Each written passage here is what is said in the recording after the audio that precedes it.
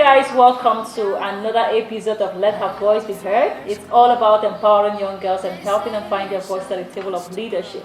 And today's topic is a very sensitive one: HIV and economic empowerment among adolescent girls and young women.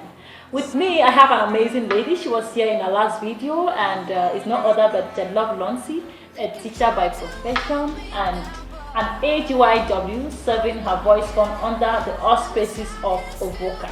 Now, as we all know, her voice fund research has proven that over 1,000 women are infected every day with HIV globally.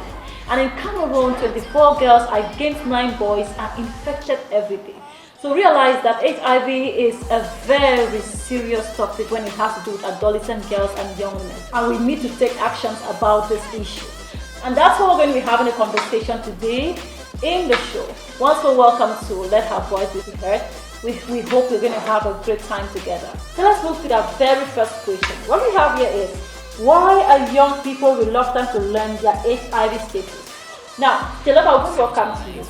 When was the first time you ever did an HIV test? And what was your reaction? La première fois que j'ai fait le test, ça fait déjà des années. Okay. Et ça fait déjà des années, je crois peut-être 4 ou 5 ans. J'avais un peu peur, comme tu l'as dit. Le bon était. La plupart sont comme moi, ils ont un peu peur. Et après, bon, le résultat était négatif. Okay, so why were you afraid to receive your test? Vous savez qu'on a beau le dire, mais nous sommes toujours victimes de la stigmatisation en ce qui concerne le virus sida. Et bon, il fallait le faire. Surtout que c'était la première fois, c'était un examen que je n'avais pas l'habitude de faire. Okay. Donc c'est ce qui m'effrayait réellement. Et bon, ça s'est bien passé. Il y a eu le counseling, le pre-test counseling, et après l'examen, il y a eu le post-counseling. Donc ça s'est très bien passé. Well, I personally, the very first time I carried out an HIV test, I was kind of afraid because I knew that the only way through which one can be HIV positive is through sexual intercourse, okay? And I wasn't yet sexually active. That is so many years ago. So I wasn't really afraid when I received my test. And now that brings us now to the question. So why do you think young people are really afraid to carry out a test? Je pense qu'aujourd'hui, les jeunes sont vraiment apeurés de réaliser le test par rapport au jugement de la société, parce que beaucoup écoutent la stigmatisation dont ils font face dans la société. Beaucoup font référence à ce que les gens vont penser le jugement de la société des personnes autour d'eux. Donc c'est ce qui réellement empêche ou bien ralentit l'action de testage des jeunes. Donc ils ont peur que si on les voit à côté d'un hôpital, on pourrait dire que cette personne-là, peut-être qu'elle est aussi infectée, mais peut-être qu'elle va comme ça prendre son traitement, peut-être qu'elle fait son suivi. Donc c'est cette peur du regard des autres là qui fait en sorte que réellement, ils ont peur de se rapprocher des points de santé pour se faire tester ou même encore pour prendre leurs antirétroviraux pour récupérer leurs médicaments de façon quotidienne.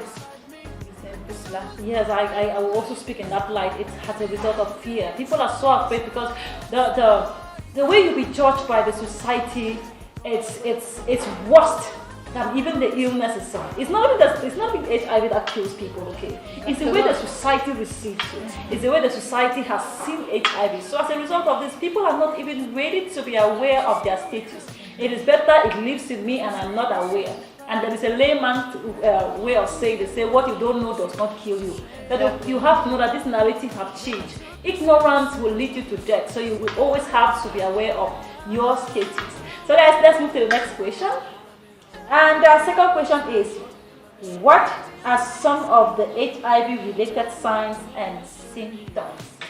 What can you say about this? Les symptômes, généralement le VIH-Sida présente comme symptômes un amaigrissement, la fatigue, de la fièvre, de la diarrhée, des vomissements. Mais je tiens à préciser que ces symptômes peuvent être liés à d'autres infections, à d'autres maladies. Cela n'indique pas nécessairement qu'on est infecté par le VIH. Ce que je pourrais dire par là, c'est que ce que je pourrais recommander maintenant, c'est de faire son test de façon quotidienne. Donc tous les 3 mois, nous sommes censés aller faire notre test de dépistage pour savoir si on est infecté ou pas, de façon préventive. nous sommes censés aller tous les 3 mois faire notre test. Parce que ces symptômes-là pourraient être le VIH, comme cela pourrait être un paludisme ou alors, je ne sais pas, une fièvre typhoïde. Donc, le secret, c'est de faire le test quotidiennement. As she earlier said, we have so many symptoms. We have things like rashes, vomiting. There are so many symptoms, headache and so on. But that does not finalize the fact that when someone has rashes or has headache or is vomiting or is suffering from ulcer, mouth ulcer, he is HIV positive. No. The best proven method to know whether you're HIV positive or negative is through testing. Okay, so do not stigmatize someone in your community because the person has rashes on his body. Those are just some symptoms. You can still have rashes and it could be as a result of you bathing with dirty water. Okay, it's not necessarily HIV. So the best way to know your status is to carry out testing. Alright guys, let's move to the next question on our list. Now, what are some of the societal myths about HIV transmission that need to be debunked?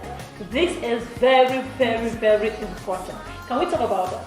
Ok, les mythes de notre société à propos du VIH, ça c'est un sujet tellement intéressant. Yeah. Premier mythe, le mythe le plus répandu, c'est que si on reste à côté d'une personne qui a le VIH, on va attraper le VIH. Yeah.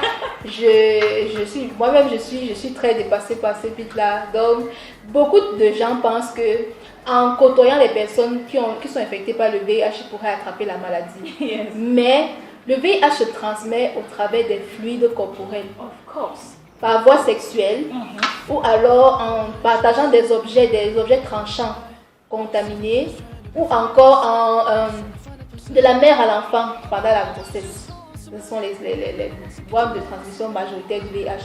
On n'attrape pas le VIH-Sida lorsqu'on mange dans le même plat avec une autre personne, lorsqu'on se lave ensemble, lorsqu'on joue ensemble, lorsqu'on communique.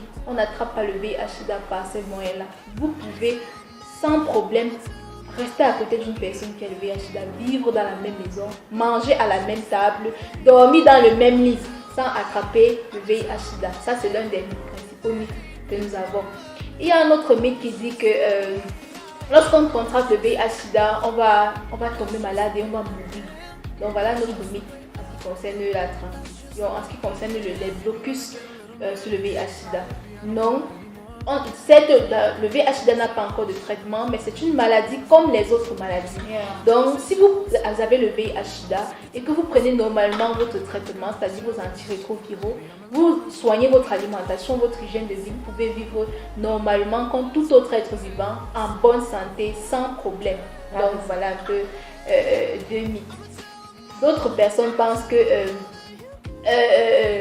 lorsqu'on utilise le préservatif ou alors lorsqu'on pratique l'abstinence, c'est qu'on n'a pas confiance en son partenaire. Donc utiliser le préservatif fait en sorte qu'on n'a pas assez confiance en son partenaire. C'est faux. Le préservatif est un outil de protection contre le VIH. Someone can be HIV positive, decide to do not stigmatize that person. Touching someone that's infected, eating in the same dish does not get you infected.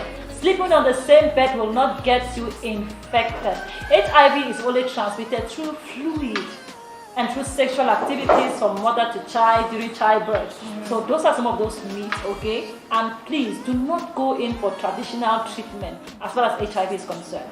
Go in for your antiretroviral drugs and everything is going to be fine with you. Alright, so guys, let's move to the next question. So our next question here is, aside from abstinence and the use of condom, what are other techniques that you may utilize to avoid becoming infected with HIV? Now I'm going to start with it. First of all, the only means through which I have always learned over the years that I can be protected from HIV is abstinence and the use of condom. I must confess, it's just I think 2 years ago that I discovered this new method, this new technique that can help me stay away from that infection, okay? And I believe a brief exposure prophylaxis.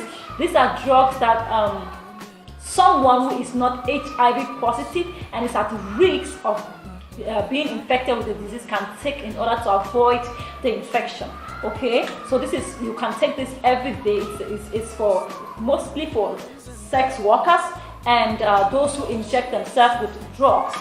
So Key population in general. okay, the general population is for everybody. I wouldn't limit it only for sex workers, but it's for everybody. So you can go in for pre-prophylaxis, pre-exposure prophylaxis. Jalov, do you have anything to add? I just want to say that the PrEP is available. It means that if you are in need of using it, you can go to all the CMRs and all the health centers to go and ask for your PrEP. If you practice, if you are maybe a sex worker or just a normal girl, you can go and ask for your PrEP. If you don't want to practice abstinence or you use condom, it is available at all the hospitals. You can go and ask for it.